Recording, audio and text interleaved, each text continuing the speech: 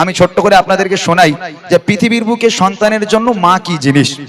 আল্লাহ পাক এই যে মাগুলো বসে আছেন, বুড়িমাতে বলেছিলাম মায়ের বুকের খাঁচায় লাথি মেরে সন্তান বাড়ি থেকে বার করে দেয়, তবে ওই সন্তানকে যখন ওই মা জন্ম দিয়ে বড় করেছিল, মানুষ করেছে, কতটা কষ্ট করতে হয় একটা বাপ মাকে একটা সন্তানকে বড় করার জন্য।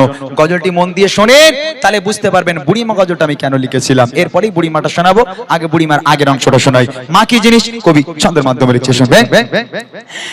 সারা দুনিয়া ঘুরে মায়ের সমান পাবে না,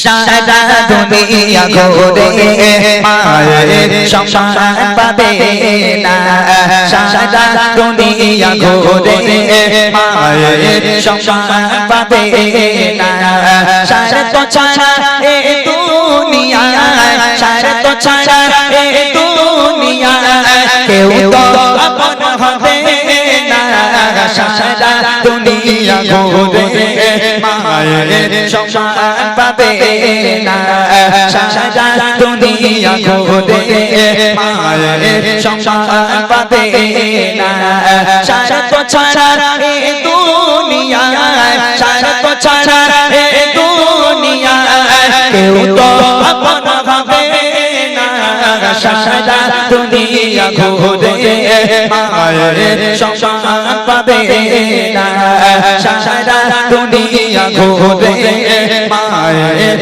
সমান পাবে না।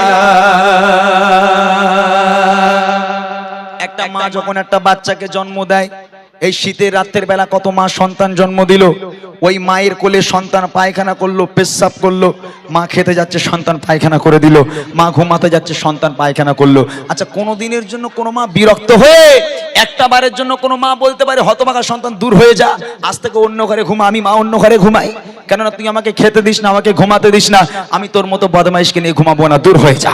কোনো মা বলতে পারে? ওই সন্তান পায়খানা করে কেঁদে উঠলো, ওই রাতের বেলা মা কি করলো, সুন্দর করে পোছাপুছি করিয়ে দিয়ে সন্তানকে ঘুম পাড়িয়ে আরামের বিছানায় ঘুম পাড়িয়ে দিয়ে সারাটা রাত বসে বসে মা পাহারা দেয়।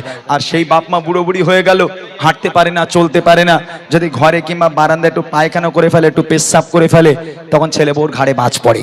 রাগ করবেন না যেন, খবরদার, নিজে চোখে দেখা তাই বলছি। কত বৌমা স্বামী বাড়ি না আসতে আসতে বলবে, এই দেখো তোমার মা ঘরে বসে বসে হাঁকবে, আমি পরিষ্কার করবো, হ্যাঁ আমি আমার বাপের বাড়ি একটা কুটোনের দুটো করিনি, তোমার মার পায়খানা পরিষ্কার করবো?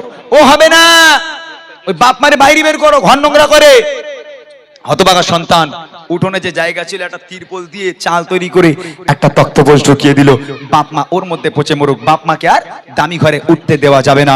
আল্লাহ পাক বলে ওয়াকাদা রাব্বুকা আল্লা তা'বুদু ইল্লা ইয়্যাহু ওয়া বিল ওয়ালিদাইনি ইহসানা, আমি আল্লাহ আমার ইবাদত বান্দেগী করার পর দ্বিতীয় নম্বর ইবাদত তোর বাপ মায়ের প্রতি ইহসান করা, ভক্তি করা, মহব্বত করা, সেই বাপ মাকে আলাদা করো। কবে লিখছে দেখেন, বিনা স্বার্থে ভালোবাসা থাকে সর্বদা জানে মনে, সুখে দুঃখে মুসিবতে আগলে রাখে মা প্রতিক্ষণে, বিনা স্বার্থে ভালোবাসা থাকে সর্বদা জানে মনে, সুখে দুঃখে মুসিবতে আগলে রাখে মা প্রতিক্ষণে, সেই মায়ের অবদান, সেই মায়ের অবদান ভোলা তো বুঝাবে না, সারা দুনিয়া ঘুরে মায়ের সমান পাবে না, সারা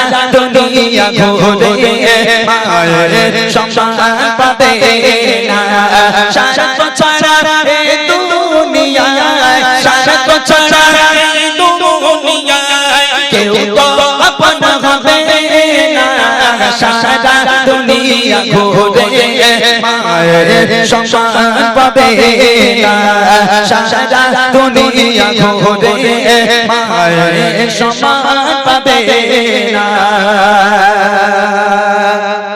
এখান থেকে শুরু করেছিলাম বুড়িমা বুড়িমা, এই যে বাপ মা আলাদা হয়ে গেল, ছেলে বাপ মাকে আলাদা করে দিল, দামি ঘরে আর উঠতে পারে, বাপ মার আর স্থান নেই দামি ঘরে, বাপ মা ঘর নোংরা করে। এখান থেকে শুরু হচ্ছে বুড়িমা।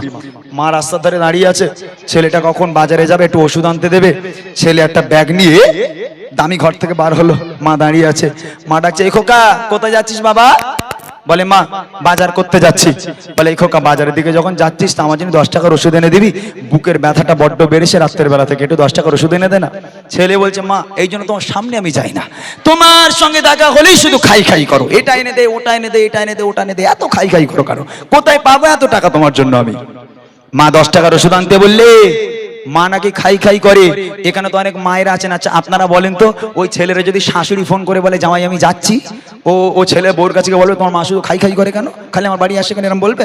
ও বলবে না, বউর কাছে বলবে এই দেখো তোমার মা আসছে, কি খেতে ভালোবাসে, গরুর গোশ না মুরগির গোশ? বলে কেন আমার মা তো দুটোই খায়। বলে ইলিশ মাছটা সাদা আনলি ভালো হয়। বলো শাশুড়ি বলে কথা, হ্যাঁ মান সম্মানের ব্যাপার আছে না? কেননা মা তো একটাও ডিম দেয় না, আর শ্বশুর বাড়ি গেলে শাশুড়ি তো প্লেটে 4টা করে সাজিয়ে দেয়, কি ভালোবাসো, বাবা খাও বাবা খাও, কি সুন্দর করে বলে না? মা তো ওরকম করে বলে না। আর এই 5G জামানা, এই যা ইন্টারনেটের জোর, এই যা 5Gর স্পিড, আমরা সারা জীবন শুনেছি মায়ের পায়ের তলায় জান্নাত। ও আল্লাহ, এই 5G ইন্টারনেটের জন্য মায়ের পায়ের তলায় জান্নাত আর নেই, ট্রান্সফারের শাশুড়ির পায়ের তলায় জান্নাত চলে গেছে। ওই জন্য জামাইরা খালি শাশুড়ি পায়ে চুমু খাচ্ছে, বুঝলেন না? যার বাড়িতে বাপ মা আছে তার বাড়িতে বরকত আছে, যার বাড়িতে বাপ মা নেই লক্ষ লক্ষ টাকা ইনকাম করে আনবে, কোনোদিন তোমার ঘরে আল্লাহর রহমত হতে পারে না, কোনোদিন আল্লাহর বরকত হতে পারে না। তোমার বাপ মা তোমার জন্য রহমত, তোমার বাপ মা তোমার জন্য বরকত। সেই বাপ মাকে ভালোবাসো, ঘরে তোমার রহমত ভরে যাবে, আল্লাহ পাক খুশি হবে। শেষ করায় কবি লিখছে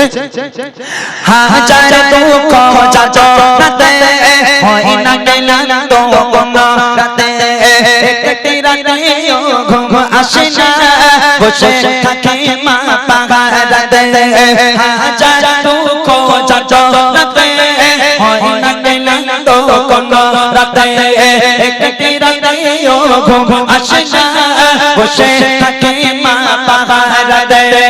আল্লাহর মগা উপহার, আল্লাহর মগা উপহার, হয় না কোনো চার তুলনা, সারা দুনিয়া ঘুরে মায়ের সম্মান পাবে না, সারা দুনিয়া ঘুরে মায়ের সম্মান পাবে না।